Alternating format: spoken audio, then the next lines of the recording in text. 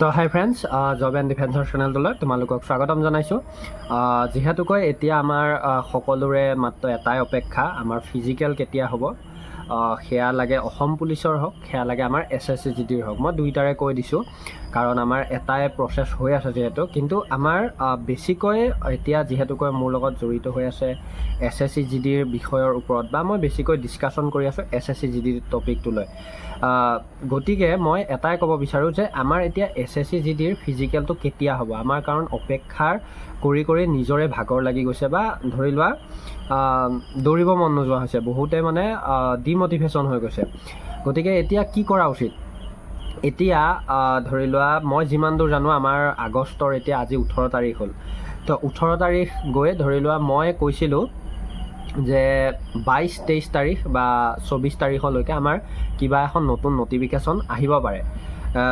গতিকে মই এটাই ক'ব বিচাৰোঁ যে আগষ্টৰ মাহটো এতিয়া আমাৰ হাতত আধা আছে এতিয়াও। তো আগষ্টৰ লাষ্টলৈতো আমাৰ কিবা এটা আহিবই নটিফিকেশ্যন অফিচিয়েল ছাইডত, কাৰণ দিব লাগিবই। কাৰণ কিয়, আমাৰ আগষ্টতে ফিজিকেলটো হোৱাৰ 100% চান্স আছিল। কিন্তু এতিয়া যদি মই কওঁ আমাৰ ফিজিকেলটো আগষ্টত নহয়, ছেপ্টেম্বৰৰ ফাৰ্ষ্ট টু ছেকেণ্ড উইকত হোৱাৰ সম্ভাৱনা বহুত বেছি। গতিকে তোমালোকক এটা কথা কওঁ, আগষ্টত হওক বা ছেপ্টেম্বৰত হওক আমি প্ৰেক্টিছ কৰি থাকিব লাগিব। গতিকে প্ৰেক্টিছ যদি নকৰোঁ, আমাৰ হয়তো ফিজিকেলটো তেনেকৈ বেয়া হ'লেও আমি পিছত কাওকে দুখিব নোৱাৰিম, বা আমি চাকৰিটো নাপাম। গতিকে মই এটাই ক'ব বিচাৰোঁ যে তোমালোকে ল'ৰা হওক ছোৱালী হওক, তোমালোকে যেনেকৈ য'ত পাৰা, যদি ফিল্ডত বোকা তেতিয়াহ'লে ৰাস্তাতে ৰানিং কৰা, কিন্তু গাড়ী মটৰৰ পৰা অলপ সাৱধান হ'বা। লগতে মই আৰু এটা সৰু কথা ইয়াতে কৈ দিওঁ, তাৰপিছত মই দুটামান কথা ক'ম।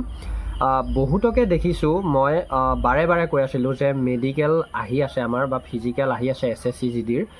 গতিকে তোমালোকে অকণমান সাৱধানতা মানি থাকিবা নিজে। চাইকেল হওক, বাইক হওক, স্কুটি হওক, যিয়ে নহওক, কিন্তু তোমালোকে সাৱধানতা মানি চলাবা, বা এফালে গ'লে হেলমেটটো পিন্ধি ল'বা। কিন্তু এতিয়া মোৰ তাত বহুতৰে কমেণ্ট আহে বা ফোন আহে যে দাদা মই আজি অ'ত পৰিলোঁ, কালি ত'ত পৰিলোঁ, বা মোৰ ভৰিত কষ্ট পালোঁ, বা মই হাত ভাঙিলে, ভৰি ভাঙিলে, এনেকুৱা বহুত কমেণ্ট বা বহুত মই পাৰ্চনেলি মোলৈ ফোন আহে বা মেছেজ আহে। আৰু মোৰ নিজৰ শুনি পেলাই বেয়া লাগে বা খঙো উঠে, কাৰণ মই বাৰে বাৰে কথাটো কৈছোঁ, ছোৱালী হওক ল'ৰা হওক, যদি এটা চাকৰি কৰিব মন আছে, অকল পঢ়া বা ফিজিকেলৰ ওপৰত ধ্যান দি বা গুৰুত্ব দি থাকিলে আমাৰ নহ'ব। গতিকে আমি এই কামখিনিও আমি কৰিব জানিব লাগিব। নিজে কেনেকৈ ছেফ হৈ পেলাই চাকৰিটোৰ ফালে গতি কৰিব লাগে আমি সেইটো জানিব লাগিব। তো এই কথাটোৰ পিছতে মই এটা কথা কওঁ, এতিয়া মোৰ তাত এটা ডাঙৰ প্ৰশ্ন আহি আছে যে এইবাৰ ফিজিকেল আৰু মেডিকেল দাদা একেলগে হ'ব নেকি? এতিয়া মই তোমালোকক আজি ইয়াৰ অৰ্থটো সম্পূৰ্ণৰূপে বুজাই দিওঁ। একচুৱেলি আমাৰ ইউটিউবত বাহিৰা বহুত ডাঙৰ ডাঙৰ চেনেল আছে, আৰু তেওঁলোকে যেতিয়া ভিডিঅ'বিলাক ভাইৰেল নোহোৱা যেন পায়, তেতিয়া কিছুমান অলাগতিয়াল কথা বা মন্তব্য দাঙি ধৰে, আৰু তেতিয়া আমাৰ ল'ৰা ছোৱালীৰ মাথাত সোমাই যায় যে এইটোৱে হ'ব নেকি বা এইটোৱে হ'ব নেকি। মই যদি কওঁ, ফিজিকেল আৰু মেডিকেলৰ প্ৰচেছটো সম্পূৰ্ণৰূপেৰে ফেক আৰু ভাবিব নোৱাৰা এটা কনচেপ্ট। কাৰণ কিয়, ফিজিকেল আৰু মেডিকেল কোনো কাৰণে একেলগে পতা বস্তু নহয়।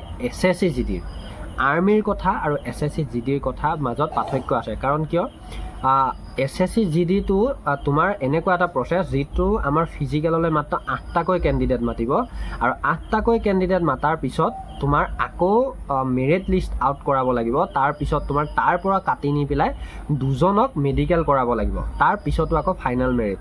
গতিকে সেই প্ৰচেছখিনি এদিনৰ কাম নহয়, বা সেইটো তোমাৰ হাতেৰে লিখা কাম নহয়, সেইটো অফিচিয়েল আপডেট হ'ব লাগিব। মানে যিখন কাট অফ লিষ্ট থাকিব, সেই কাট অফ লিষ্টখন অফিচিয়েলভাৱে থাকিব।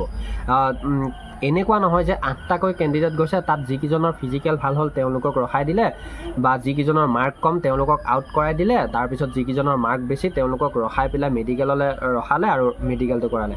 এইটোতো একেবাৰে অসম্ভৱ। তোমালোকে সেই কথাটোতে নিজে ভাবি চোৱা। গতিকে মই এটাই ক'ব বিচাৰোঁ, এইবিলাক কথাত আমি গুৰুত্ব দি লাভ নাই। যিটো আগৰ পৰা প্ৰচেছ চলি আছে ছেম প্ৰচেছেই হ'ব, ছেম ফ'ৰ্জেল হ'ব। যদি ইয়াত কিবা এটা সাল সলনি কৰিবলগীয়া থাকে, তেতিয়াহ'লে আমাৰ অফিচিয়েল ছাইড আছে, CRPFৰ অফিচিয়েল ছাইড আছে। তো সেই তাত কিবা এটা চেঞ্জ কৰিব, বা তাত নটিফিকেশ্যন আহিব। চ' সেইখিনিৰ বাবে আমি নিজে অপেক্ষা কৰিব লাগিব, আৰু অতি সোনকালে ফিজিকেল ডেট মোৰ মতে আহি যাব। ইয়াত আমাৰ কোনো সন্দেহ নাই, কাৰণ দেখিছাই আৰু 9-10 দিনৰ পিছতে নতুন ভেকেঞ্চিৰে এপ্লাই হ'ব। চ' অতি সোনকালে আহি যাব। আৰু ফিজিকেলত ডিলে হোৱাৰ কাৰণটো হ'ল আমাৰ বিভিন্ন ৰাজ্যত বানপানীৰ সমস্যা হওক বা ধৰি লোৱা 15 আগষ্ট আহিছিলে, গতিকে এইবিলাকৰ কাৰণে বহুত তেওঁলোকৰ কাম থাকে বা বহুত প্ৰব্লেম হয়, বৰষুণ বেছি কিছুমান ৰাজ্যত। চ' সেইবাবে হয়তো আমাৰ ফিজিকেলটো ডিলে হৈ থকা দেখা গৈছে, কিন্তু অতি সোনকালে হ'ব, তোমালোকৰ অপেক্ষাৰ অন্ত পৰিব। চ' আজিলৈ ভিডিঅ'টোত ইমানেই আছিলে। নিউ ভেকেঞ্চিৰ ওপৰত আমি কথা পাতিম, আহক তাৰ ওপৰত ডিছকাশ্যন কৰিম। চ' আজিলৈ ইমানেই আছিলে। ধন্যবাদ। জয় আই অসম।